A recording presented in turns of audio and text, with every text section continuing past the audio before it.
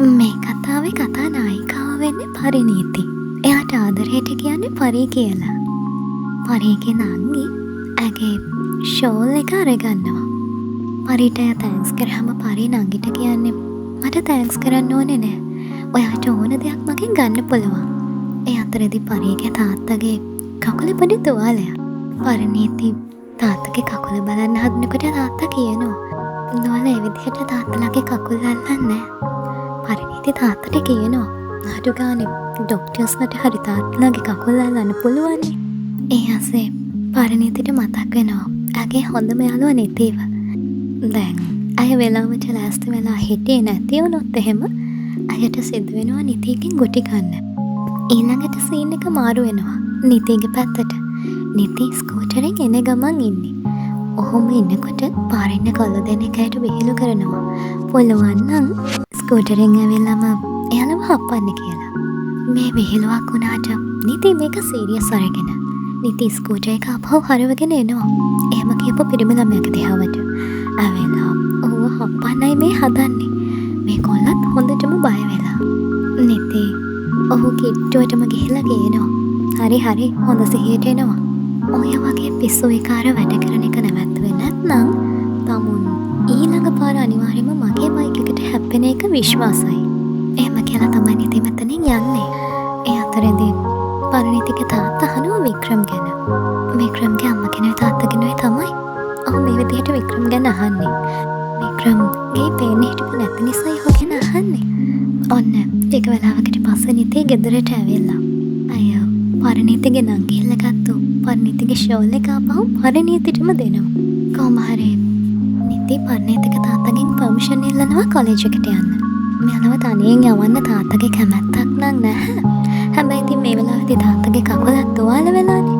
ඒ නිසා අන්තිමට ඔහු එකඟ වෙනවා. කොහොම හරි පරිණීතිව එළියට ඇදගෙන එනවා නිති. නිති තමන්ගේ අලුත් ස්කූටර් එක පෙන්නනවා පරිණීතිට. ඇයින පුදුම සතුටකින්. පස්සේ හෙල්මට් එකක් දෙනවා පරිණීතිට දාගන්න කියලා. පරිණීති අහනවා "නිති ඔයා තමයි මොකක් හරි වැඩක් කරලා අයියාව එළියට යවලා තියෙන්නේ. ඊට පස්සේ ඉතින් අපි දෙන්නට තනියම මේ ගමන යන්න පුළුවන් නේ. වෙන විදිහට මේක ඔයාගේ මාස්ටර් ප්ලෑන් එකක් නේද?" එතකොට නිති කියනවා එයාගේ ඇගේ සික්ස් පැක් තිබුණට එයාගේ මොලේ හිස්සනේ. වික්‍රම් මේ වෙලාවේදී බොක්සස් වගේක් ඔස්සගෙන යනවා ඒ නිතිගේ ගෙදරට. මේ විදිහට බොක්සස් ඔස්සගෙන ගිහිල්ලා තියෙන්නේ ඔහු නිතිගේ ගෙදරට. ඒකනේ ඉතින් මේක නිතිගේ ප්ලෑන් එකක් කියලා කිව්වේ. ඔන්න නිතිත් එක්ක පරිණීති යන ගමන් ඉන්නේ. හැබැයි එක පාරටම බයිසිකලයකින් ආපු මිනිස්සු දෙන්නෙක් පරිණීතිගේ කරේ තිබුණු චේන් එක උදුරලා අරගන්නවා. පරිණීතිට මේ මොකද හිතාගන්න බෑ. ඇයිනේ ගොඩක් බය වෙලා. එක පාරටම මේ සිද්ධිය නිති දැක්කෙත් නෑ. හැබැයි පරිණීති කියනවා අනේ මගේ චේන් එක අන්න අර මිනිස්සයා උදුරලා ගත්තා. නිති ඒ වෙලාවේදී තමයි දැනගත්තේ මොකක්ද උනේ කියලා. එක පාරටම නිති පරිණීතිගෙන් ඈත් වෙලා එතන ඉස්සරහා තියෙන යකඩ පොල්ලක් අතට ගන්නවා. යකඩ පොල්ල අතට ගත්ත විතරක් නෙමෙයි ස්කූටරේ හිටපු මිනිස්සු දෙන්නට ඒ පොල්ලෙන් ගහනවා. මේ මිනිස්සු දෙන්න හිම්මම බිමට ඇදගෙන වැටෙනවා. ඊට පස්සේ නිති ආපහු පොල්ලත් අරගෙන ගිහිල්ලා මේ මිනිස්සු දෙන්නට හොඳටම ගහනවා. නිති මේ විදිහට වීරකම් පානකොට පරිණීති ඉන්නේ හොඳටම බය වෙලා. පරිණීති කියනවා අනේ නිති අපි යාලට යන්න දෙමු. දැන් ඇති. මේ විදිහට පරිණීති බයෙන් කෑග ගහ ඉන්න වෙලාවේදී ජීප් එකකින් තව කට්ටියක් එනවා. ඒක ඇතුලේ ඉන්න මිනිස්සයා බලාගෙන ඉන්නේ පරිණීති දිහා හරිම කෑදරකමින්. ඔහු ජීප් එකෙන් බහලා පරිණීතිගේ දිහාවට එනවා. ඔහු හදන්නේ පරිණීතිව අල්ලන්න. පරිණීති එතනින් ඈත් වෙනවා. මේ මිනිස්සයා පරිණීතිගේ මුණ තියෙන කඳුල පෙහදාන්නත් උත්සාහ කරනවා. හැබැයි ඇය ඒකට ඉඩ දෙන්නේ නැහැ. ඊට පස්සේ ඔහුගේ කලිසම් සාක්කුවෙන් ලේන්සුවක් අරගෙන පරිණීතිට කියනවා "ආ මෙන්න පිහිද ගන්න." ඔය ලේන්සුව ගන්නත් පරිණීති එච්චර කැමැත්තක් දැක්ුවේ නැහැ. ඒ නිසාම ඒ මිනිස්සයා බලෙන් පරිණීතිගේ අතේ ලේන්සුව තද කරනවා. මේ මිනිස්සයා පරිණීතිට කියනවා "අපි ආයේ අනිවාර්යයෙන්ම මුල ගැහෙවි." "මොකද්ද ඔයාගේ නම කිව්වේ?" පරිණීති ඉන්නේ නම් ගොඩක් බය වෙනවා. පස්සේ ඉතින් අර මිනිස්සු දෙන්නට හොඳටම තඩිපාලා නිති මෙතෙන්ට එනවා. ඒ අතරතුරේදී ජීප් එකෙන් ආපු මිනිස්සයා ඔහුගේ ගෝලයාත් එක්ක ජීප් එකෙන් ගිහිල්ලා යන ගමනොත් මේ මනුස්සයා පරිණීති දිහා හරි මෝනකමින් බලන් ඉන්නවා. නිතේ කියනවා පරිණීතිට මං ඔයත් එක්ක ඉන්නකම් කිසිම මනුස්සයෙක්ට ඔයාට කරදරයක් කරන්න මං ඉඩ තියන්නේ නැහැ. ඔයාට තේරුණාද පරි? අර මිනිස්සු දෙන්න උදුරගත්තු පරිණීතිගේ චේන් එක ආපහු නිති අරගෙන ඇවිල්ලා පරිගේ කරෙන් බඳිනවා. නිති අහනවා පරි එතකොට අර ඔයත් එක්ක කතා කර කර හිටපු මනුස්සයා කවුද? හැබැයි ඉතින් පරිණීතින්නේ තාම බය වෙලානේ. ඇයි කිසිම උත්තරයක් දෙන්නේ නැහැ. ඔය සිද්ධියෙන් පස්සේ මෙයාලා පල්ලියටත් ගිහිල්ලා ආපහු යනවා කොලේජ් එකට. එයාලගේ රිසර්ච් කොහොමද කියලා බලන්න. පාස් ලිස්ට් එකේ පරිණීතිගේ නම නම් තියෙනවා. ඇගේ නම තියෙන්නේ කොහෙද කියලායි මේ බලන්නේ. පහලට වෙන්න ඇගේ නම චෙක් කරා වුණාට නිතියගේ නම තියෙන්නේ රිසර්ච් ෂීට් එකේ උඩින්ම. ඒ කියන්නේ නිතිය තමයි බැච් ටොප් වෙලා තියෙන්නේ. නිතිය කියනවා ඇයට නම් මේක විශ්වාස කරගන්නත් බෑ කියලා. මට හම්බ වෙච්ච ලකුණු මගේ ලකුණු නම් වෙන්න බෑ. අනිවාර්යයෙන්ම මේ වෙන කාගේ හරි ලකුණු. ඔන්න ඒ වෙලාවෙදී මෙයාලගේ තව යාළුවෙක් කියනවා ඔව් ඔයාට තේරුණු දේ හරියටම හරි. පරිණීති උත්සාහ කරනවා ශාලුව නවත්තන්න. ඒත් ඉතින් ශාලු කියනවා "එතේ ඔයාට හම්බ වෙච්ච ලකුණු ඔයාගේ ලකුණු නෙමෙයි තමයි. ඒක හරි. ඒ ලකුණු පරිගේ. පරි එයාගේ ප්‍රොජෙක්ට් එක ඔයාගේ විදිහටයි සබ්මිට් කරේ. ඒකයි ඔයාට එයාගේ ලකුණු හම්බුනේ." ෆ්ලෑෂ්බැක් එකක් පෙන්වන්නේ පරිණීති කොහොමද ඒ වැඩේ කරේ කියලා. නිති ඉමෝෂනල් වෙලා පරිණීතිගෙන් අහනවා පරි ඇයි ඔයා මේ වගේ දෙයක් කරේ? ඇයි එහෙම දෙයක් කරේ ළමයෝ? ඔයාට බය හිතුන්නේ නැද්ද? ඔයාව අහුණා නම් එහෙම? පරි ඔළුව වනනවා. අය කියනවා නිති මං දන්නවා ඔයාට ගොඩාක් ලොකු හීන තියෙනවා. ගුවන් සේවිකාවක් වෙලා මේ ගම අතහැරලා දාලා ඔයාගේ හීන හැබෑ කරගන්නයි ඔයාට ඕනේ. එතකොට මේ මට ඕන කරන්නේ ඔයාගේ හීනේ හැබෑ කරන්න උදව් කරන්න. මට ඔයාට වගේ ලොකු හීන නැහැ නිති.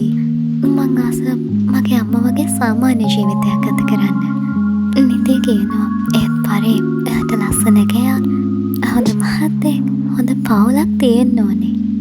අනිවාර්යයෙන් මේ දේවල් ඔයාට ලැබෙන්න ඕනේ. පරි කියනවා ඔව් ඒ වගේම මට ඔයාවත් ඕනේ. නිති පරිව ආදරෙන් වැළඳ ගන්නවා. ඒ විතරක් නෙමෙයි ඇය කියනවා මං ඔයාව අපේ මස්සිනාට කසාද බන්දලා දෙනවා. එතකොට ඉතින් අපි දෙන්නට හැමදාම එකට ඉන්න පුළුවන් පරි. ශාලෝ මේ වෙලාවේ විහිළුවක් කරනවා. ඔයාලා දෙන්නම ඉතින් එක්කෙනෙක්ව කසාද බඳින්න එක. එතකොට පරි නිති දෙන්නම එකම වෙලාවෙ කියනවා ආපහු එහෙම කතාවක් කියන්න එපා. ඒ අතරේදී පරිගේ අම්මා උත්සාහ කරනවා තාත්තව කැමති කරව ගන්න. ශාලුගේ ගෙදර තියෙන ෆන්ක්ෂන් එකට පරිණීතිව යවන්න. තාත්තගේ පර්මිෂන් නැතුව ඇව යවන්න බෑනේ. අන්තිමට ඉතින් කොහොම හරි අයට පර්මිෂන් හම්බ වෙනවා. නිතියට මේ මැසේජ් එක පරිගෙන් හම්බ වෙනවා පර්මිෂන් හම්බුණා කියලා. ඒ අතරේදී පරි ලොකර් රූම් එකට යන ගමන් ඉන්නේ මොන හරි දෙයක් හොයන්න. හැබැයි එක්කෙනෙක් මේ ලොකර් රූම් එකේ හැංගිලා ඉන්නවා පරි එනක. මේ අර පාරේදී හම්බ වෙච්ච කෙනාම තමයි.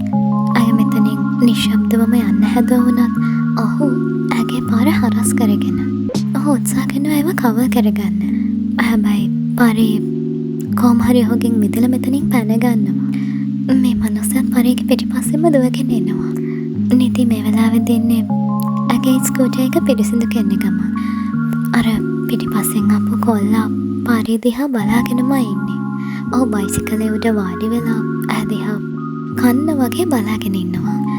ඒ වගේම ඔහු කියනවා අනෙක් යාළුවන්ට මේ තමුල්ල එක්කෙනෙක්වත් අර ගැණු ළමයා දිහා ඇහැ කැල්ල බලන්නේ එහෙම නැහැ. ඒ ඉන්නේ තමුල්ලගේ නෑනා. එතකොට ඒ යාළුවා ටික කියනවා ඔය ඉන්නේ වික්‍රම්ගේ සහෝදරී. වික්‍රම් අවුරුදු 5ක් තිස්සේම මෙහි ඉන්නවනේ. ඔහු කල්පනා කර කර ඉන්නේ වෙනම දෙයක්. අද රෑ තියෙන ෆන්ක්ෂන් එකට මෙයා තාවොත් නියමයි. අනිවාර්යයෙන්ම මගේ ජීවිතය එතනින් වෙනස් වෙනවා. ෆන්ක්ෂන් එකට යන ලෑස්ති වෙනකොට තාත්තා පරිණීතිට කියනවා පුතේ පරිස්සමින් පවුලට අගෞරවයක් වෙන කිසිම දෙයක් කරන්න එහෙම නැහැ. ඉතින් පරිගේ තාත්තා වික්‍රම්ට කියනවා පරිව අදාළ තැනට එක්කරගෙන යන්න කියලා.